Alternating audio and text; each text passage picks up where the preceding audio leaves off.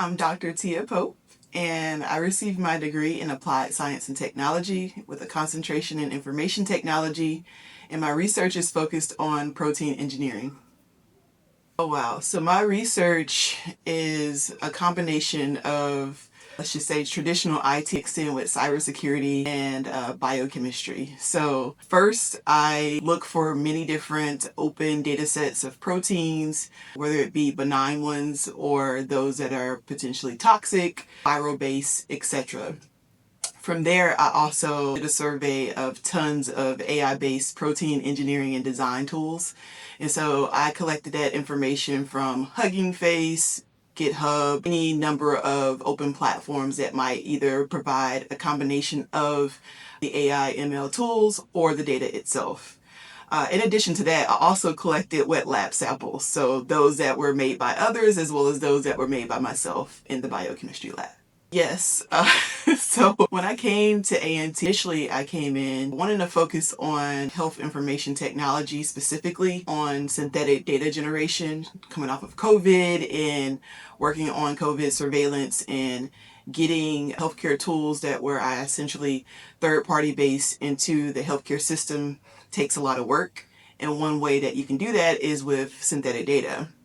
So with that being said, I became so passionate about it that I thought that, oh yes, coming back for a PhD would be a really good idea to focus on that. So during my survey and scoping, I came across several different or synthetic data generation tools, such as Cynthia, for instance, that's made by MITRE. But eventually that kind of crept over to AI-based synthetic data generators such as AlphaFold at the time. And so once I got a hold of AlphaFold, I just really went down a rabbit hole. What is this tool? How does it work? What are the inputs and outputs? And so that got me really curious about the protein engineering space, to the point that I started to dig more and found hundreds of them. Some of the most interesting things that I found in my research is, one, how open is. I have a cybersecurity background and I am all for open science. In fact, that's exactly how I was able to do my research. But as I got to know a bit more about the biology space, I started to understand, wow, some of the content that may be open should have some restrictions in place.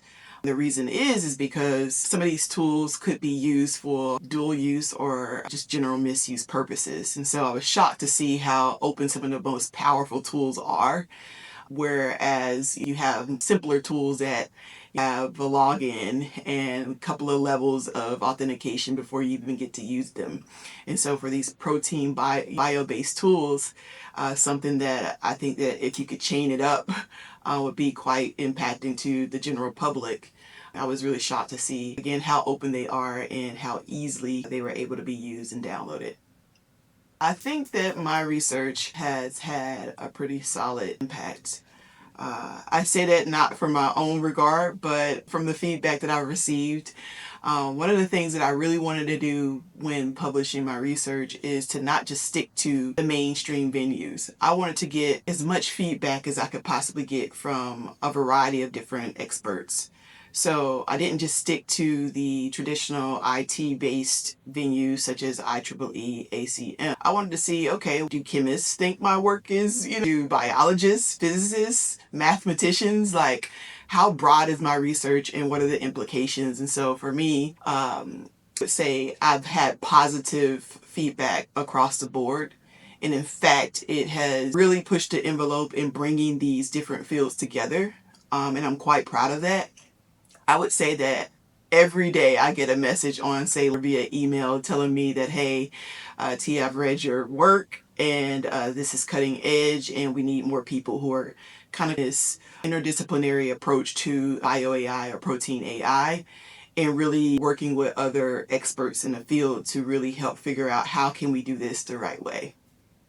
Wow, question. So what motivated me is getting into T. So my first year I was actually funded by a research assistantship through my program.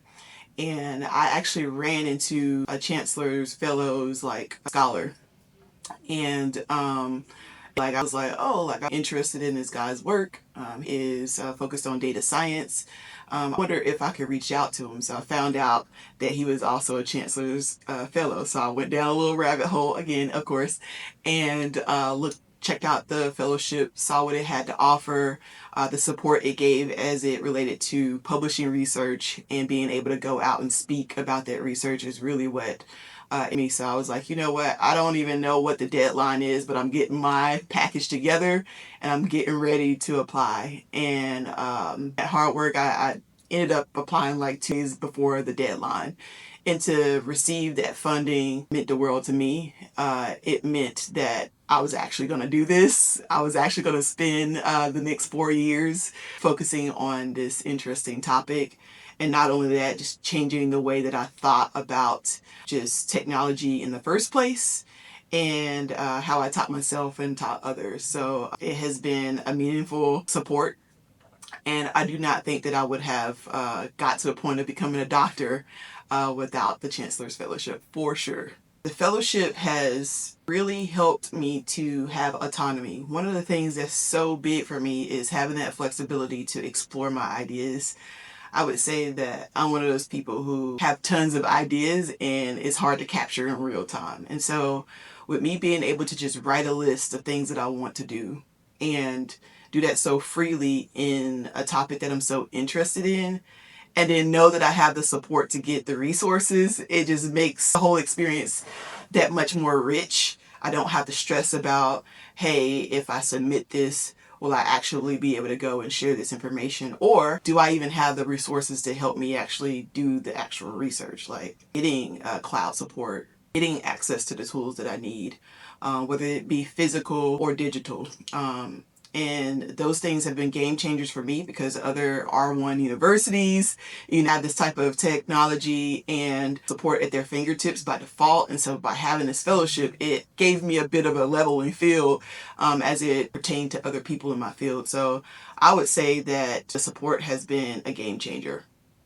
What brought me to A&T is actually my younger brother. So we made a deal years ago that if he went to undergrad, that I would go back to whatever university he gets into, my PhD. This was a running joke, a running conversation.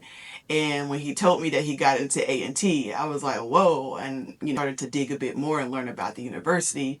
So much so that I came as a professional to sessions at the career fair and so on. And I fell in love with the university myself. So when it came back time to follow up what I was going to do, I only applied to one school, A&T, and here I am. Two things come to mind quite quickly. The first one is Dr. Tane's AST 831 Modeling and Computational course. It was one of the first courses that I took at the university. It's definitely one of the hardest courses that I've taken for many different reasons. It got me out of my comfortability and pushed me.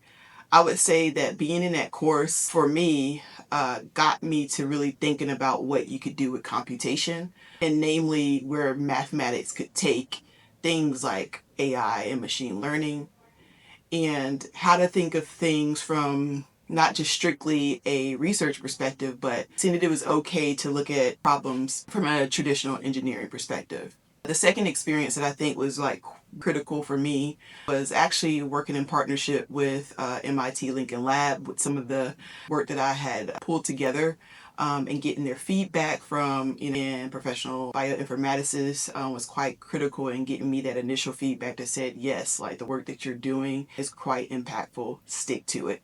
Being a non-traditional student would be the biggest challenge. And when I say challenge here, it's not so much so that it made it impossible. It's just that my way of thinking and approaching the program and even being part of the Aggie family, it was just quite different. For example, I was pregnant with my son, first, I guess, a cross between the first year and second year. So taking qualifying exams while, gestating a child and then like health recovery and jumping back into research, very unique experience. So me was certainly an inspiration to myself, to be honest, if I could do it. I would say that it wasn't a walk in the park either. The cool thing though is that not once did I think that I didn't have the support to continue on. It was quite the opposite, from my advisor to the whole chancellor fellowship family, and then just my instructors in general. I had all of the support that was needed. I think that it was really the timing of coming off the tails of COVID, and then learning how to balance the rigorousness of doing high scale research when the field of things like AI are moving quite fast, and where publishing is this fast is quite important. So balancing that while also dealing with life, I would say would be the most challenging thing for me. One of the top things that I would suggest for a fellow is, one, to communicate and often, not only to fellows, but to the fellowship administration, of your needs, even your wants. Like, I have a plan, or I'm thinking of something that I want to do before graduating. I think that would be important. And then two, being organized. I can't express that or underline, exclamation it of. And what I mean is that the tools are there, utilize it. So for me, I'm sticky note up. I have like some notebooks of lists and things like that. I use Excel, you name it. And having those lists allowed me to somewhat, I'm going to be perfectly organized, but at least it gets down the important details that one needs to be done, such as deadlines or like things that are coming up, so that I'm able to communicate that in advance, and also prepare. And so as a fellow, I feel that giving that type of that is important to not only represent yourself in your research, but also represent the fellowship and the university as well. And so I would say hold yourself to the highest standards. Again, communicate as organized as you can, and tap into the support. Like, the other fellows are really going through the same thing that you are. And even if your situation is a bit unique, I'm sure that somebody who is an alum has met some of those same challenges, and it's important for you to tap into it. I have over 20 publications, even some pending. I've had the honor, again, with the support of this fellowship, to be first author on all of my publications. So I've been able to come up with the ideation, the methodology, and results with just getting advice and input from my PI or my advisor, and then other professionals who I would think. So for instance, I had research that was even nursing related. And so I was able to tap into some nursing contacts to get that professional input. So I'm not just coming from a computing standpoint. For me, I have tons, so tons in the name of like as well. I also have posters that I didn't even count in the 20. And I also have like papers that are floating out there as well. So these are not necessarily, well, most of those are peer reviewed, but the white papers are not. But of the 20 plus papers, they have been peer reviewed, and they are public or about to be public in the next few months. So yes, feel like a... And then I guess my last question would be, like, what conferences did you go to, or your favorite ones? Okay. Might just rephrase that question a little bit for me, because honestly, when I reflect back, I don't think I would change anything differently. Now, if I did have the opportunity to know what I know right now, I probably would have started my research much sooner. I would have kickstarted my first year, and I likely would have had a ton more publications. And the reason is because now, in hindsight, I have a better understanding of how to write research. So Dr. Waterman's AS 30 was definitely another instrumental course for me. Just getting an understanding of how to structure your research and how to position it in the current literature was quite another changing moment for me. And so having that knowledge right up front and then being able to execute, I think would have been one of the main things that I would have changed if I could do it again.